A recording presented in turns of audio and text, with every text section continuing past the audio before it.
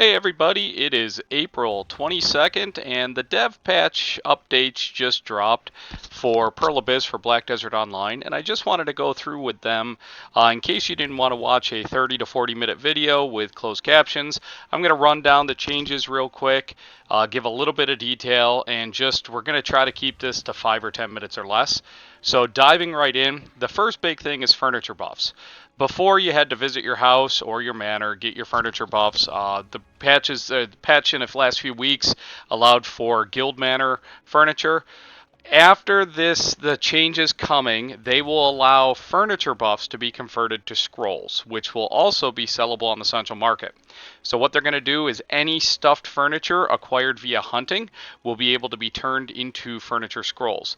And the way you'll do that is you'll process the stuffed animal or stuffed furniture into something called a remnant of Mystic's Beasts.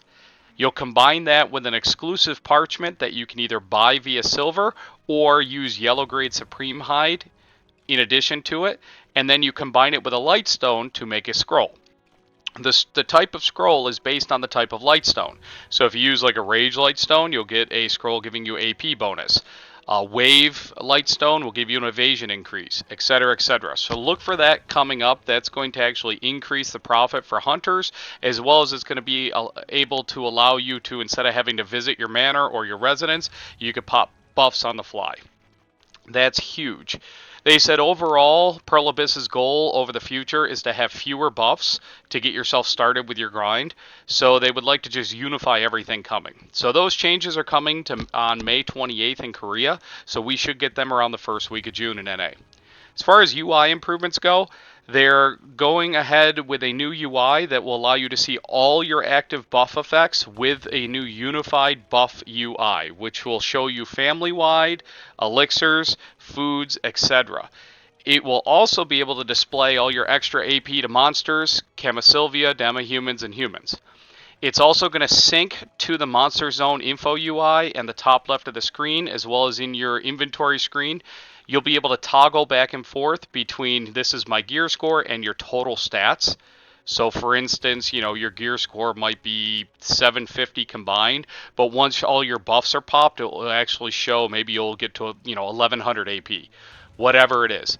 The total stats will include your AP/DP, your food, your elixir, your perfume, your campsite, your church buffs, everything.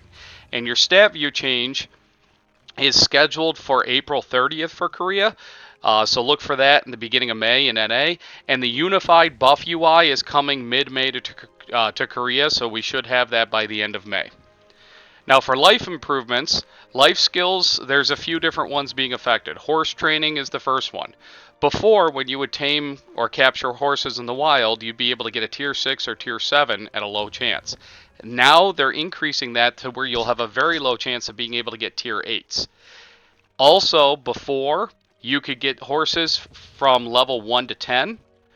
Now you're going to be able to get horses from level 1 to 20. They're reducing the time for Imperial delivery as well as the time necessary to breed the horses. So, in essence, you can go out there, and if your mastery is good, your horse capturing skills are good, and your luck is good, let's face it, it's going to be RNG, you could get a tier 8 horse that's level 20 right from the get-go. So that's huge. They're also increasing or adding the type of wild horses. Some horses you'll get will grow twice as slow, but their Imperial delivery value will be times 2, times 3, or times 4 what their base value is. So that's one type of new wild horse. Another type of wild horse that they're adding is a female horse that has 4 breeds, which is huge. So if you're into training or you've done training before, that is definitely something to look into. Next, they're going to be adjusting the CP and node investment system. The CP and node investment, they're looking at reductions of CP for all nodes. Major nodes or gateway nodes are still going to be higher, and general nodes are going to be reduced. So, for instance, I know there's a node that's northwest of Heidel. If we look at our map in the game here, what's the one I'm thinking of? Right here, Isolated Sentry Post. This one is, quite a bit of CP. Hopefully that'll be reduced. And then, nodes like Cohen Farm might go down from 2 to 1. I don't know what the exact numbers are, but they said overall they're just going to be reducing it across the board, just to illustrate that, these used to be the old trade routes, so just to bring it up to date with current content. They're also going to cap all housing CP to 5 CP. Yes, even in Grana. So I know how there are some residents in Grana that are upwards of 8, maybe 10 CP. Everything's going to be capped at 5 CP. So have all the residences if you want. They're also going to be adding new production nodes in Ulakita and worker lodging in Musgar, or Musgar, however you want to pronounce it, but new production nodes coming in Ulakita. I did not see a preview of any of those on the dev notes, but that's what it has. Ocean content additions. They are going to be adding a quest line that allows you to get Karak auto fishing. There's going to be a new slot in the Sailor UI. They're going to be expanded cabin sizes so you can equip Creo in your slot in the Sailor UI. Actually, you equip a new fishing rod that you get, and then Creo will display on your Karak, and he will auto fish only while you're moving. The available quest will be called the Great Expedition, Otter Barterer. It'll be under suggested quests.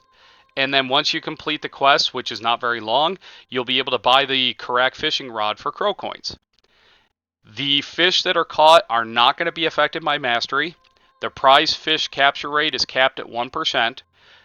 He's only going to fish while you're moving, and the fish goes directly into your inventory or the fish tank that you have in your inventory, depending on, if you have a fish tank or not. More life skill updates. Alchemy.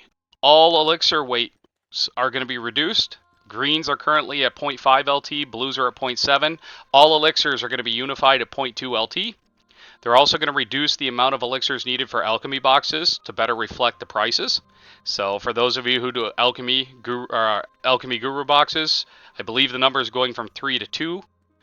Hunting, they're going to be allowing you to reload faster while sprinting, crouch faster while moving, and the reloading speed is going to be increased while moving.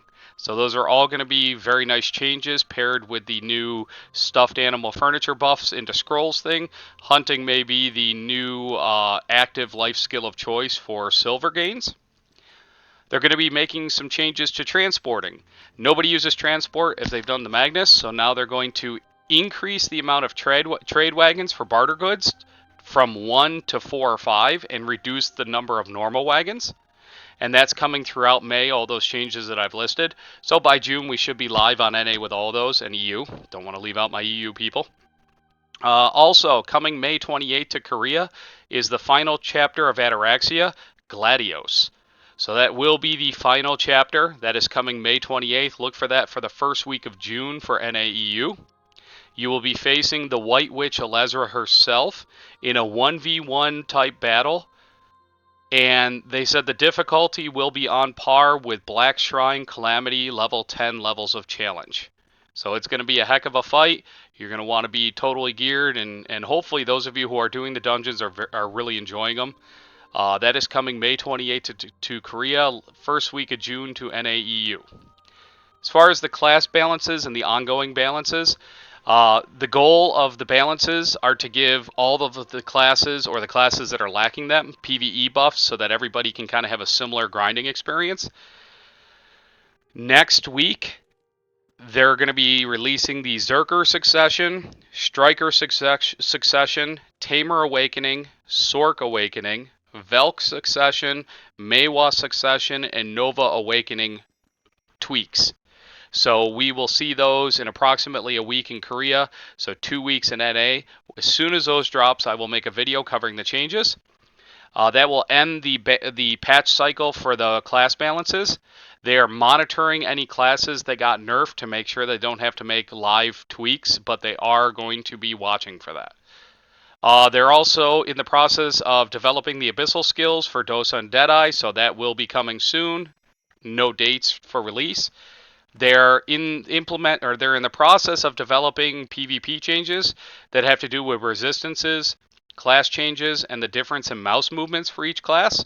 So just know that they're working on that. May 30th in Korea, this may go live on NAEU. It may just be the week after. They're giving everybody a Scroll of Equilibrium and 4 weapon exchange coupons to re-roll as a thank you for patience and in case that you just need to make a change. So that is coming in about a month and a half. And as far as new outfits that they're releasing, coming in May, is simple casual style. They're coming out with a basic white t-shirt and jeans combo with sneakers and or high heels. So that's it. We went right over 10 minutes.